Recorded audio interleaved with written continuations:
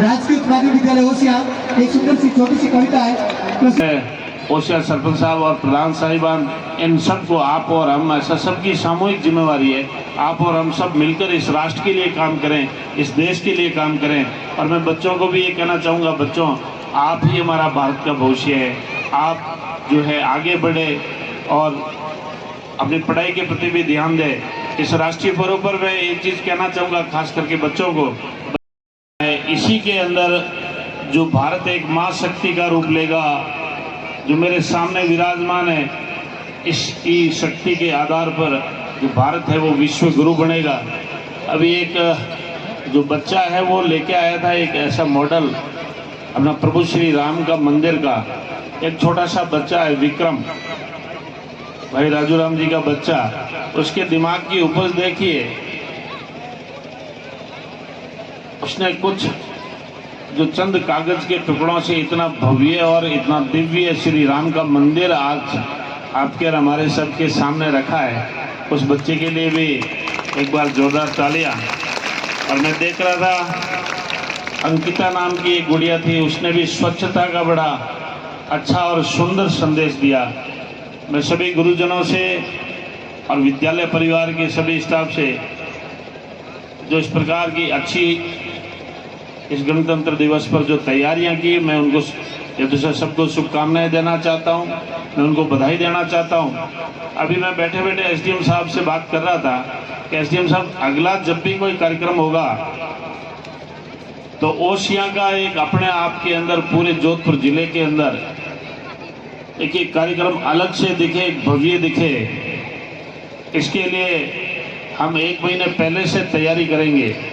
और जो पिछले अपनी पंचायत समिति की आम बैठक के अंदर भी ये बात आई थी कि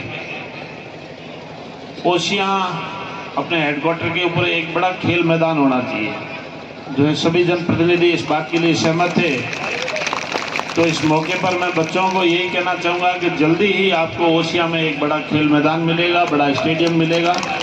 और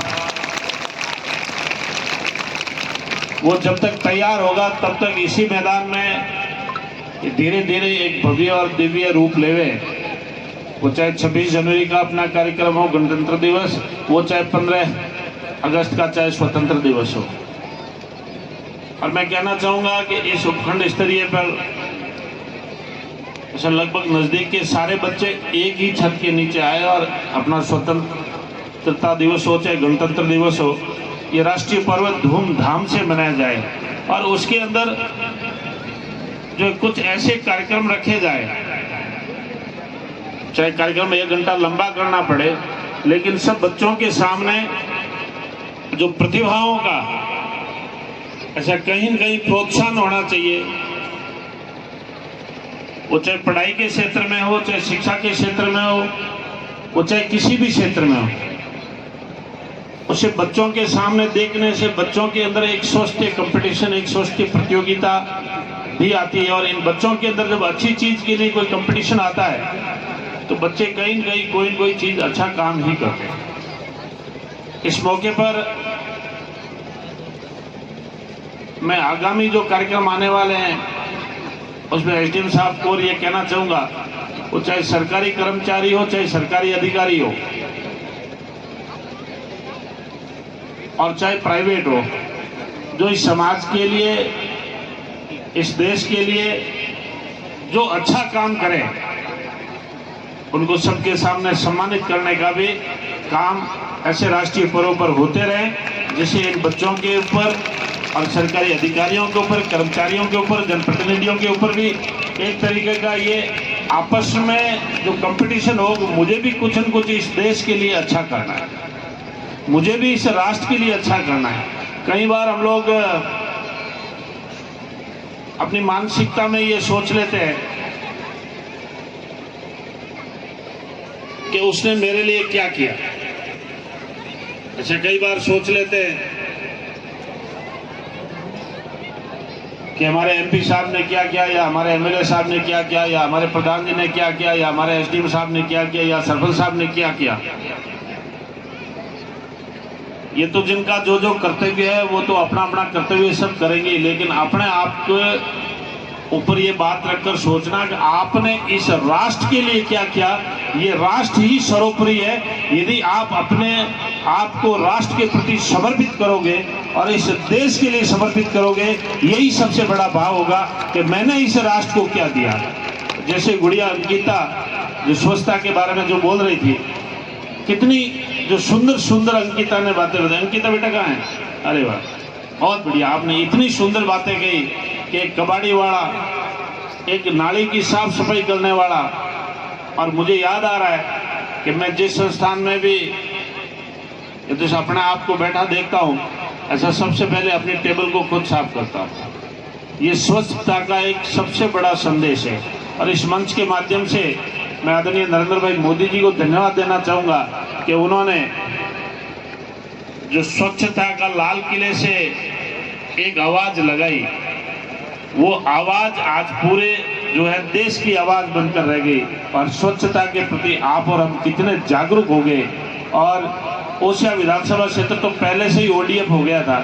तो मैं समझ रहा हूँ कि आजकल ये स्वच्छता के प्रति जितनी जागरूकता आई है, ये लगभग मैं समझ रहा हूँ 2014 के बाद में ही ये स्वच्छता के अभियान जो है, जो एक बोलना चाहिए युद्ध के रूप में इस अभियान को जो वार फुटिंग स्तर पर इसको यदि लेके गए हैं, इसका कोई श्रेय जाता है तो आदरणीय नरेंद्र भाई मोदी, आपको और हमारे को सब ऐसा जनप्रतिनिधियों ने मिलकर इस काम को किया।